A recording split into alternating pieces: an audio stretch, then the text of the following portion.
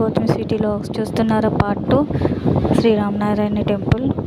అలాగే రాముల వారిది కూడా మీకు చూపిస్తున్నానండి నేను. సారీ అండి, చాలా రోజుల తర్వాత వీడియో చేస్తున్నాను. ఒంట్లో బాగోపోయిన కారణంగా నేను వీడియోస్ చేయలేకపోయాను. పార్ట్ 1 పెట్టి చాలా 1 మంత్ లాగా అయిపోయింది. సారీనండి.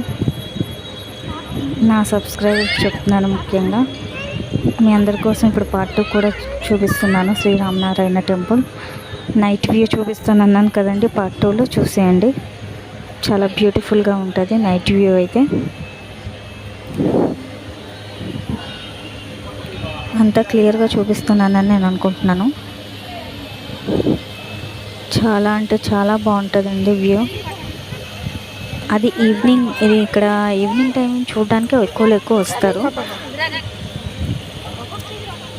ఈవినింగ్ 7కి శ్రీ ఆంజనేయ స్టాచ్యూ మీద 4K వీడియో ప్లే అవుతుంది అనమాట. అది చూడడానికి ఎక్కువ మంది జనాలు వస్తారు. ఇలా ఇంకా టెంపుల్ అంతా చూడడానికి ఎలాగనే వస్తారు, అది తెలిసిందే. ఎంత మంచి టెంపుల్ ఉన్నట్టు నాకు ఇప్పటివరకు తెలియదండి. ఇదే నేను ఫస్ట్ టైం రావడం.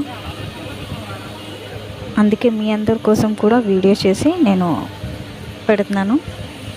అయినంతలో నేను చూపిస్తున్నాను. లక్ష్మీదేవిది, సరస్వతీదేవిది ఇప్పుడు ఉంటుంది అనమాట స్టాచ్యూ. చాలా బ్యూటిఫుల్గా డెకరేట్ చేశారండి. చూస్తున్నారు కదా నైట్ టైం వ్యూ ఎంత బ్యూటిఫుల్గా ఉందో. చాలా రష్గా ఉండాలండి. మధ్యాహ్నం కాదు, 4 o'clock ఇలా వచ్చాము. ఆ టైంలో ఎవ్వరూ లేరండి. అంటే జనాలు ఇంకా రాలేదు ఎవరును. అలాగా వచ్చి ఇంకా వీడియో ప్లే అవుతుంది శ్రీ ఆంజనేయ స్టాచ్యూ మీద. జనాలు నిండిపోయారు. ఆ రోజు హనుమాన్ జయంతి కూడా, అది తెలియదండి మాకు. ఇంటికి వెళ్ళాక చూసుకున్నాక అక్కడ బోర్డు ఉండాలన్నమాట ఎంట్రన్స్లో. ఆ బోర్డు చూసాక మాకు తెలిసింది హనుమాన్ జయంతి అని. ఇంటికి వచ్చాక అది కూడాను, అప్పటి వరకు తెలియదండి. నేను ఫుల్ అంతా కవర్ చేసి మీకు చూపిస్తున్నాను. అయినంతలో నేను చూపిస్తున్నాను వీడియో మొత్తం. నైట్ వ్యూ అయితే చాలా బాగుంటుందండి.